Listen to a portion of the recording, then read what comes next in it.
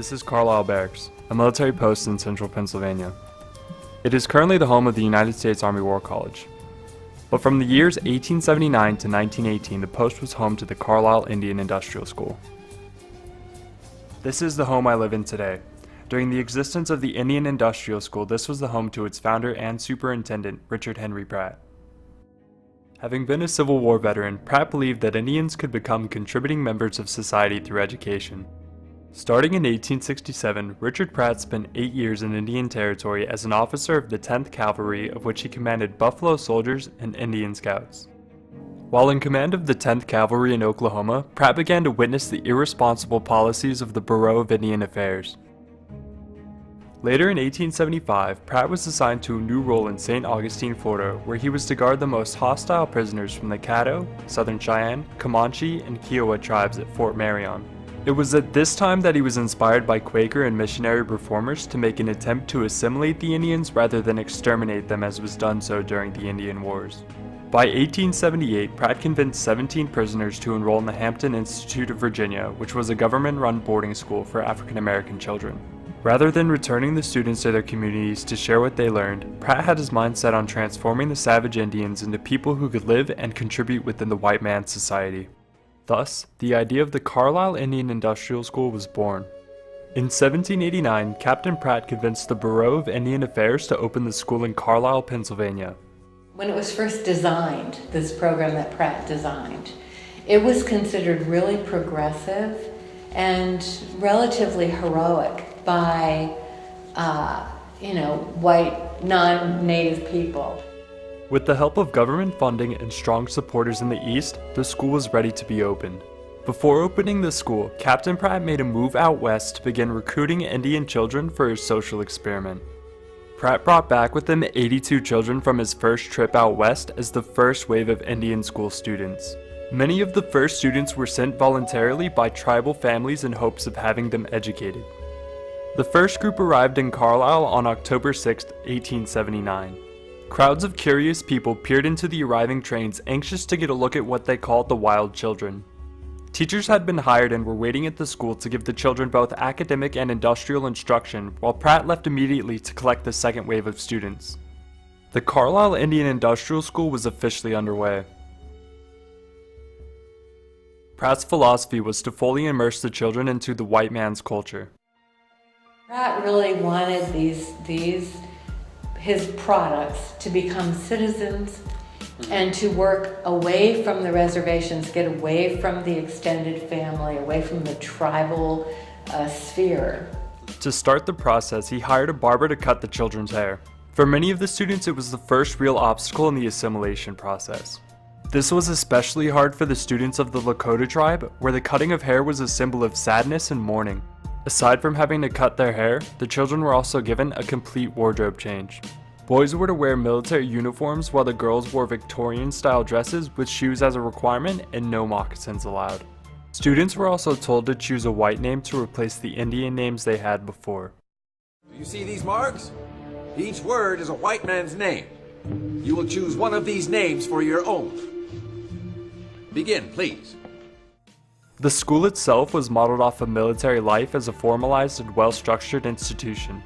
Students spent half of the day learning academics including English, math, and history, while the other half was spent learning various trades such as carpentry and blacksmithing. The children were told to march between classes in the dining hall, while at the same time they were to attend regular drill practices. Children were also not allowed to speak their native language and would be punished for doing so. Discipline was also given to students that couldn't understand English and for those that tried to escape and run away as well. The severity of punishment would be determined by other peers who had their own military justice system. This would have included anything from hard labor to confinement in the guardhouse that was used during the Civil War.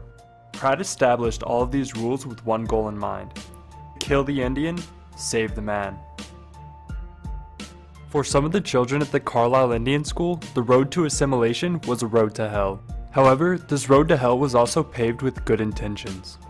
In a letter from the Carlisle School, Pratt writes, "Dear Sir, I hope you favor the American Indian having the same chance and no less opportunities to become useful and citizen among us, given to immigrants from all lands and races. Yours truly, Richard Henry Pratt." The school of course did have a number of successes.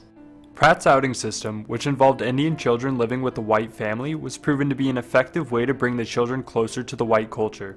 There were also student concerts and plays every year, along with the student-created newspaper that was popular among the locals. In 1904, Pratt was relieved from his position as superintendent for denouncing the Indian Bureau and failing to follow civil service laws. He was then replaced by his successor, Captain William Mercer. Mercer diminished the military-style industrial and academic program and put more emphasis on sports. Sports teams were also beginning to thrive while producing world-class athletes such as Jim Thorpe, who was considered one of the greatest athletes of the 20th century. Despite these apparent successes, many of the students were still failing to assimilate. These children were separated from their families for a period of 5 years at a time, so they lost their sense of nurturing. You know, they weren't nurtured, they were in an institution. You can see some of these kids are really young. Their nurturers are separated from them. So, you know, there is this sense of dysfunction that happens because of that separation that really can't be reclaimed or restored, and it just makes for a lot of abuse. In the 40 years of the school's existence, over 10,000 students attended the school. More than 1,000 of those students ran away, and another 1,000 lost their lives to disease and malnourishment. 186 of the students who died at the school are buried at the Indian School Cemetery at the front of the Carlisle Barracks.